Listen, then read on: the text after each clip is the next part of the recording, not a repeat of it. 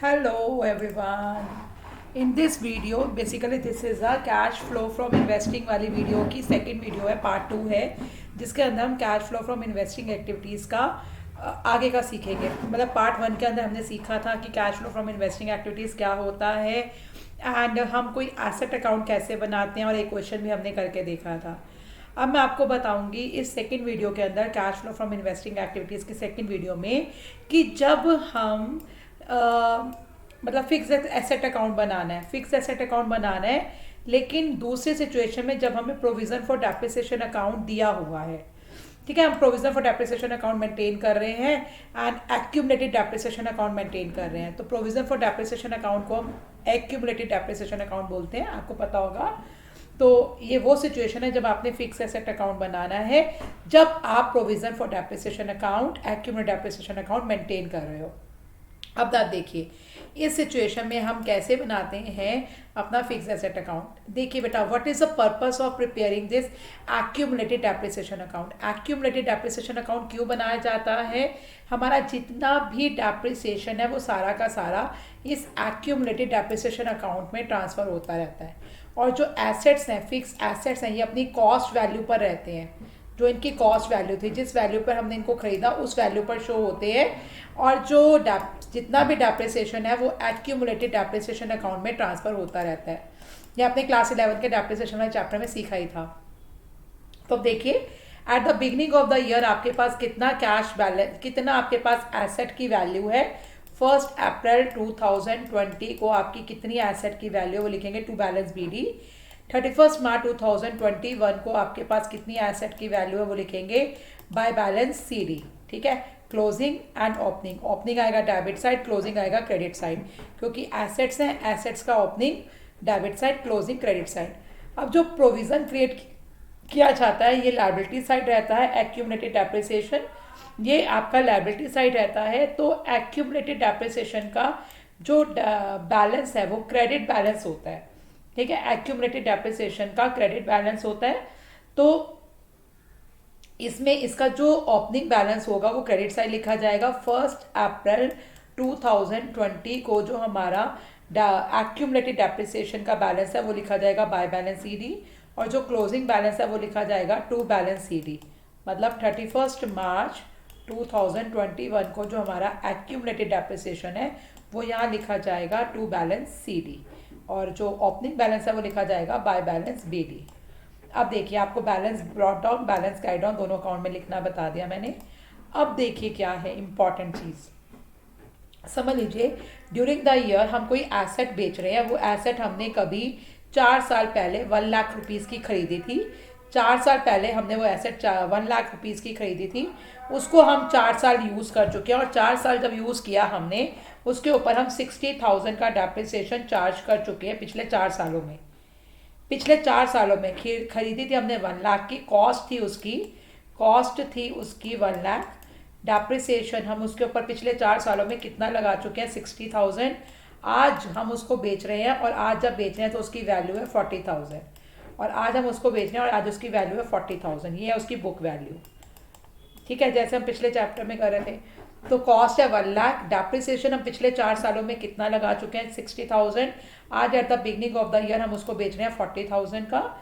तो क्लियर, ये चीज़ समझ में आ गई, 3 चीज़ें आपको समझ में आ गई। अगर हम उसको 40,000 से ज़्यादा वैल्यू का बेचेंगे तो प्रॉफिट हो रहा है बेचने में, और अगर हम उसको 40,000 से कम वैल्यू पर बेचेंगे तो हमें लॉस हो रहा है बेचने में। ठीक है, तो देखिए बेटा, ये आइटम्स याद रखना।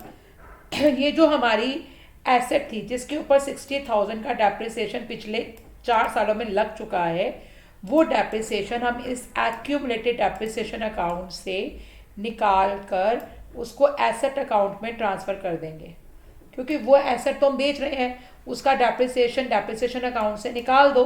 Depreciation account, accumulated depreciation account में डेप्रिसिएशन इकट्ठा हो ही जा रहा है, एक्यूमुलेट हो रहा है। तो जो एसेट हम बेच रहे हैं उसका डेप्रिसिएशन यहाँ से हटा दो, निकाल दो, ख़त्म करके उसको एसेट अकाउंट में ट्रांसफ़र कर दो। ठीक है, तो यहाँ पे हमारा होगा टू फिक्स एसेट में ट्रांसफ़र हो जाएगा, और फिक्स एसेट अकाउंट में लिखेंगे हम by accumulated depreciation account 60,000 and 60,000। ठीक है, यहाँ पर आएगा एसेट अकाउंट में बाय एक्यूमुलेटेड डेप्रिसिएशन, और एक्यूमुलेटेड डेप्रिसिएशन अकाउंट में आएगा टू फिक्स एसेट अकाउंट।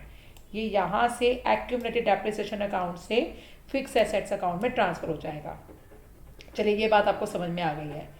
अब इम्पॉर्टेंट है, अगर उसकी जो बुक वैल्यू थी, हम उसने बेचा कितने का एसेट को, कितने का बेचा वो लिखेंगे बाय बैंक अकाउंट, कितने का बेचा बाय बैंक अकाउंट।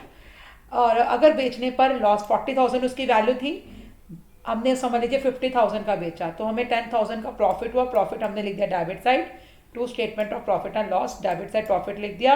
वही अगर हमने उसको 38 का बेचा होता उसकी बुक वैल्यू से कम, तो हमें लॉस होता, तो by loss on sale of fix asset यहाँ लिख देते, bye loss on sale of fix asset यहाँ लिख देते। प्रॉफिट हुआ तो डेबिट साइड लिख दिया, लॉस हुआ तो क्रेडिट साइड लिख दिया। तो अब आप देख सकते हैं, आपको बैलेंस बीडी पता लग गया, बैलेंस सीडी पता चल गया। जो हमने ड्यूरिंग द ईयर एसेट बेची है, कितने की बेची है वो बाय बैंक अकाउंट, उसके ऊपर कितना डेप्रिसिएशन लग चुका है पुराने टाइम में जब से हमने उसको खरीदा है तब से लेकर आज की डेट तक, वो डेप्रिसिएशन एक्यूमुलेटेड डेप्रिसिएशन अकाउंट से इस एसेट अकाउंट में ट्रांसफ़र हो गया। अगर बेचने पर लॉस आया तो वो लॉस ये रहा, अगर प्रॉफिट आया तो प्रॉफिट ये रहा। चलिए सारी आइटम्स डन हो गई हैं इस अकाउंट की, एसेट अकाउंट की। ये लास्ट आइटम जो है, ये आइटम निकलेगी हमारी बाय टू बैंक, कि हमने ये इसका टोटल करके हम इसमें से ये माइनस कर देंगे, ये निकलेगा हमने कितने की एसेट खरीदी। अब आप यहाँ पे देख रहे होंगे जो ये एसेट्स हैं इसके ऊपर ये बैलेंसिंग फिगर निकल गई कितने की हमने खरीदी एसेट। अब आप देख रहे होंगे जो बाकी के एसेट्स हैं उनके ऊपर डेप्रिसिएशन जो चार्ज किया वो यहाँ नहीं लिखा हुआ, वो जो डेप्रिसिएशन हमने जो चार्ज किया बाकी की एसेट्स पर वो यहाँ लिखा जाएगा एक्यूमुलेटेड डेप्रिसिएशन अकाउंट में बाय डेप्रिसिएशन के नाम से, वो एक्यूमुलेटेड डेप्रिसिएशन अकाउंट में लिखा जाएगा बाय डेप्रिसिएशन के नाम से। ठीक है, अगर ये आपको बाय डेप्रिसिएशन नहीं दे रखा कि बाकी के एसेट्स पर हमने कितना डेप्रिसिएशन चार्ज किया, तो आपको कैलकुलेट करोगे, वो आप कैसे कैलकुलेट करोगे, balancing figure accumulated depreciation account में आपके पास ये है, आपके पास ये वाली फिगर है जो आपने ट्रांसफ़र किया डेप्रिसिएशन, आपके पास बैलेंस सीडी है, आपके पास बैलेंस बीडी है एक्यूमुलेटेड डेप्रिसिएशन अकाउंट में। तो अब ये तीन चीज़ें आपके पास है, ये फोर्थ चीज़ जो है आपके पास depreciation charge on the other assets, ये आपका निकल जाएगा, है ना। तो ये डेप्रिसिएशन हमें चाहिए होता है क्योंकि जब हम cash flow from operating activities निकालते हैं तो उसमें सेकंड स्टेप में प्लस करते हैं ना डेप्रिसिएशन, तो हमें चाहिए होता है, तो ये हमारा यहाँ से निकल जाएगा, ये बैलेंसिंग फिगर करके निकल जाएगा बाय डेप्रिसिएशन। अगर हमें नहीं दिया तो बैलेंसिंग फिगर करके हम निकाल देंगे बाय डेप्रिसिएशन। अब देखिए क्वेश्चन देखते हैं। हमें दिया हुआ है इलस्ट्रेशन 17, हमें cash flow from operating investing activities निकालना है। Machinery at cost, this is a closing balance 4,20,000 and 4 lakh is opening balance. Accumulated depreciation, opening balance 1 lakh, closing balance 1,10,000।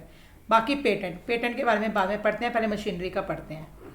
Machinery, हमने एक मशीनरी जिसकी कॉस्ट थी 40,000 विथ इट्स एक्यूमुलेटेड डेप्रिसिएशन, उसके ऊपर कितना depreciation accumulate हो चुका था, पिछले सालों में लग चुका था 24,000। तो कॉस्ट थी 40,000, कितना डेप्रिसिएशन एक्यूमुलेट हो चुका था 24,000, आज की डेट में उसकी वैल्यू है 16,000। कॉस्ट में से डेप्रिसिएशन जितना लग चुका है पुराने टाइम में माइनस कर दीजिए, जब से खरीदी तब से लेकर आज की डेट तक कितना डेप्रिसिएशन लग चुका है वो माइनस कर दीजिए, you will get the book value. ये बुक वैल्यू आ गई। हमने इसको बेचा 20,000 का, तो 4,000 का हमें क्या हो रहा है, प्रॉफिट। 20,000 का बेचा, हमें 4,000 का हो रहा है प्रॉफिट। अब आप देखिए यहाँ पर हमने क्या करना है, machinery account and accumulated depreciation account बनाना है।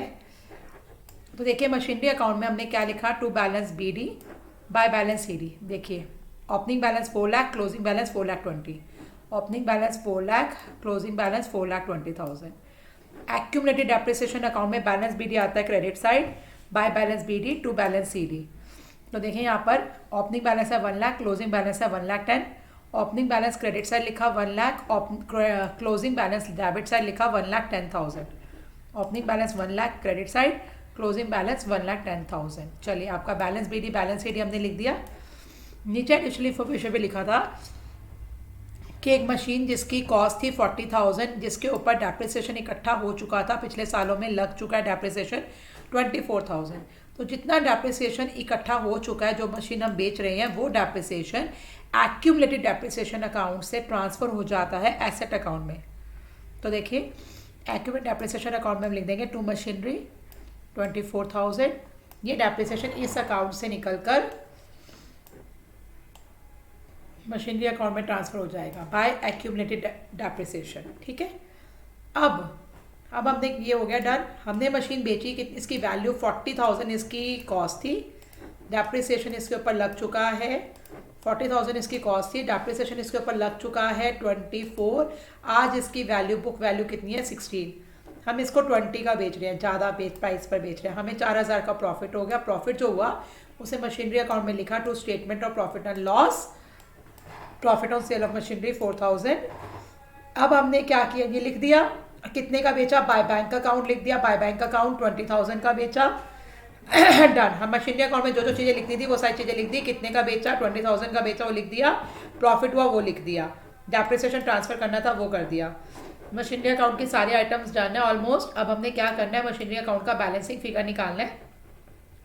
बैलेंसिंग फिगर हमारी आ रही है, देखिए क्रेडिट साइड का टोटल क्या 4,64,000, डेबिट साइड का टोटल 4,04,000।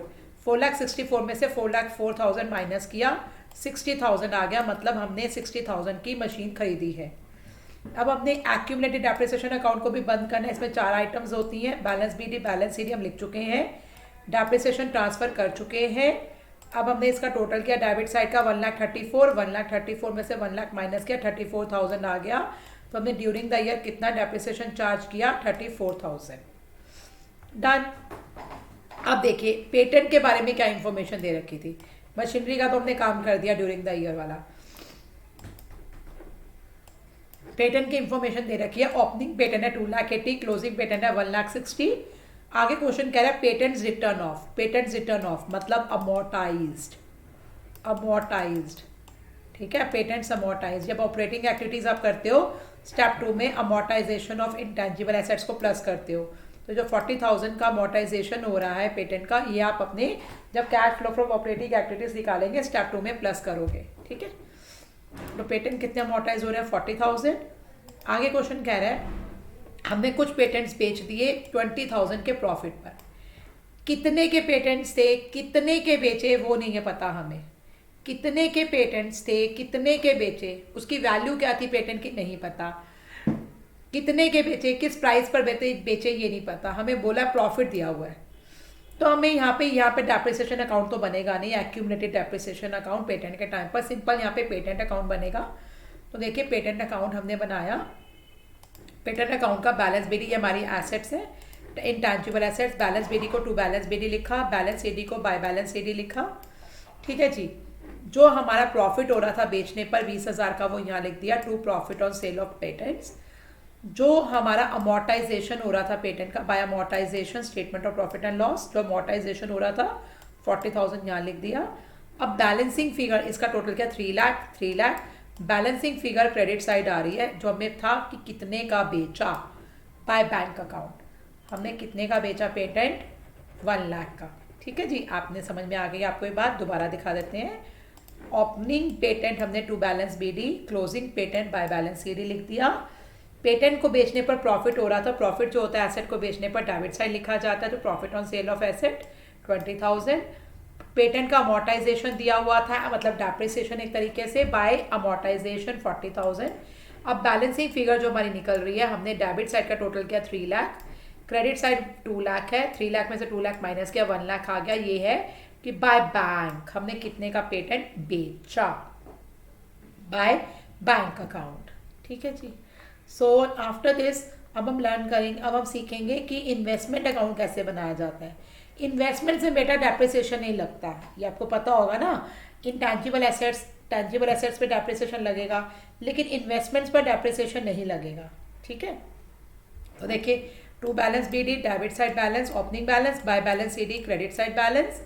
कितने का बेचा होगा इन्वेस्टमेंट यहाँ आ जाएगा। प्रॉफिट पे बेचा होगा तो to profit on sale of investment, loss पे बेचा होगा तो loss on sale of investment. और जो उसको अगर हमने खरीदा इन्वेस्टमेंट टू बैंक अकाउंट, इतने का इन्वेस्टमेंट खरीदा। यहाँ पर डेप्रिसिएशन नहीं लिखा, डेप्रिसिएशन होता नहीं है इन्वेस्टमेंट्स पर, ना अमोर्टाइजेशन होता है, वो इन्वेस्टमेंट्स पर नहीं आएगा। दूसरी चीज़, जब आप बोलोगे कि इन्वेस्टमेंट्स पर इंटरेस्ट तो होता है, लेकिन जो इंटरेस्ट हमें मिलता है इन्वेस्टमेंट्स पर, वो इन्वेस्टमेंट अकाउंट में नहीं लिखा जाता, ये ध्यान रखना। इन्वेस्टमेंट्स पर जो आपको इंटरेस्ट मिल रहा है वो इन्वेस्टमेंट्स अकाउंट में नहीं लिखा जाता, ठीक है। क्योंकि जब इन्वेस्टमेंट्स पर इंटरेस्ट मिलता है, जर्नल एंट्रीज की क्या होती हैं, इन्वेस्टमेंट्स पर जब इंटरेस्ट मिलता है, क्लास 11th की journal entries, bank account debit to interest on investment, interest on investment account debit to profit and loss account, ठीक है। तो इन्वेस्टमेंट पे जो इंटरेस्ट मिलता है वो इन्वेस्टमेंट अकाउंट में नहीं आता। इन्वेस्टमेंट अकाउंट में सिर्फ यही आइटम्स आते हैं 6, to balance BD, by balance CD, बेची तो बाय कैश बाय बैंक, खरीदी तो टू बैंक। अच्छा, अगर इन्वेस्टमेंट्स को बेचने पर लॉस हो रहा है तो by loss on sale of investment, investment को बेचने में प्रॉफिट हो रहा है तो profit on sale of investment. तो now can we see the question number 38, है ना। देखते हैं क्वेश्चन नंबर 38। 10% इन्वेस्टमेंट्स थी, opening balance 2,50,000, closing balance 5 lakh. Fixed assets, opening balance 8,75,000, closing balance 11,90,000। Question कह रहा है half of the investments held in the beginning was sold at a profit of 10%। जितनी investment हमारी बिगनिंग में थी, इन्वेस्टमेंट हमारी beginning में कितनी थी, 2,50,000। 2,50,000 की जो इन्वेस्टमेंट थी इसका हाफ मतलब 1,25,000।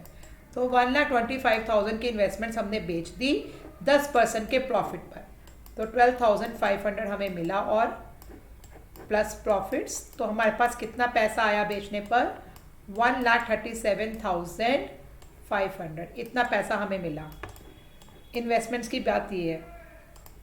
आगे क्वेश्चन कह रहा है इन्वेस्टमेंट्स के बारे में क्या बोल रहा है कि इन्वेस्टमेंट्स पर इंटरेस्ट मिला, इन्वेस्टमेंट्स पर इंटरेस्ट मिला, वो इन्वेस्टमेंट अकाउंट में नहीं आएगा। तो इन्वेस्टमेंट अकाउंट देख लेते हैं पहले। To balance BD, by balance CD, by balance to balance BD था 2,50,000, बाय बैलेंस CD था 5 लाख। जितनी इन्वेस्टमेंट बिगनिंग में थी 2,50,000, उसका हाफ 1,25,000। 1,25,000 को हमने 2,50,000 का हाफ 1,25,000 उसके 10% के प्रॉफिट पे बेचा। 1,25,000 प्लस 12,500, 1,37,500 पैसा हमें मिला। तो बाय बैंक अकाउंट 1,37,500। जो प्रॉफिट हुआ हमें 12,500 का बेचने पर, वो हम लिखेंगे इन्वेस्टमेंट अकाउंट में, debit side to profit on sale of investment, ठीक है। अब हम बैलेंसिंग फिगर निकाल रहे हैं। बैलेंसिंग फिगर हमारी यहाँ निकल रही है। क्रेडिट साइड का टोटल क्या, 6,37,000, डेबिट साइड का टोटल आ रहा है 2,62,500। 6,37,000 में से 2,62,500 माइनस किया, 3,75,000 डेबिट साइड डिफरेंस आ रहा है टू बैंक अकाउंट। हमने इतने की इन्वेस्टमेंट्स खरीदी। चलिए, हमारा इन्वेस्टमेंट्स अकाउंट डन है। जो इन्वेस्टमेंट्स पर इंटरेस्ट मिल रहा है ड्यूरिंग द ईयर, क्वेश्चन में दिया हुआ है इंटरेस्ट रिसीव, वो इन्वेस्टमेंट अकाउंट में नहीं आएगा। नेक्स्ट यह है fix assets. Fix assets account हमने बनाना है। इसके ऊपर फिक्स एसेट्स से रिलेटेड डेप्रिसिएशन दिया हुआ है, तो फिक्स एसेट अकाउंट बनाते हैं। Fix asset to balance BD, by balance CD, by depreciation लिख दिया हमने। बाय डेप्रिसिएशन बैलेंसिंग फिगर आ रही है debit side to bank account. हमने कितने की फिक्स एसेट्स खरीदी टू बैंक अकाउंट। तो देखिए, अब इन्वेस्टिंग एक्टिविटीज हमने निकालना है। जो इन्वेस्टमेंट्स बेच रहे थे पैसा आ रहा था प्लस में लिखा, इन्वेस्टमेंट्स जो खरीद रहे थे पैसा जा रहा है माइनस में लिखा। फिक्स एसेट्स जो खरीद रहे हैं, देखिए फिक्स एसेट्स अकाउंट से आया था ना बैलेंसिंग फिगर, इतनी फिक्स एसेट खरीद रहे हैं 4,15,000, तो पैसा जा रहा है माइनस में आ गया, ठीक है। इन्वेस्टमेंट्स और एसेट्स का काम कर दिया। अब हमें जो इंटरेस्ट मिलता है इन्वेस्टमेंट्स पर, वो इन्वेस्टिंग एक्टिविटीज़ है। इन्वेस्टिंग एक्टिविटीज़ में प्लस होना चाहिए, और जो डिविडेंड मिल रहा है हमें अपनी इन्वेस्टमेंट पर, वो भी हमारा इन्वेस्टिंग एक्टिविटीज़ में प्लस होना चाहिए। ये दोनों चीज़ें ऑपरेटिंग एक्टिविटीज़ जब हम निकाल रहे होते हैं तो माइनस होती हैं, इंटरेस्ट रिसीव्ड, डिविडेंड रिसीव्ड, क्योंकि ये इन्वेस्टिंग एक्टिविटीज़ में आती हैं। Interest received, dividend received investing activities में प्लस हो जाएंगे। तो आंसर हमारा नेगेटिव आ रहा है, प्लस माइनस किया तो ये आएगा cash used in investing activities minus में। तो मैं अभी एक और वीडियो इसके ऊपर बनाती हूँ इन्वेस्टिंग एक्टिविटीज़ के ऊपर, तो उसमें हम इस इन्वेस्टिंग को कंप्लीट करते हैं।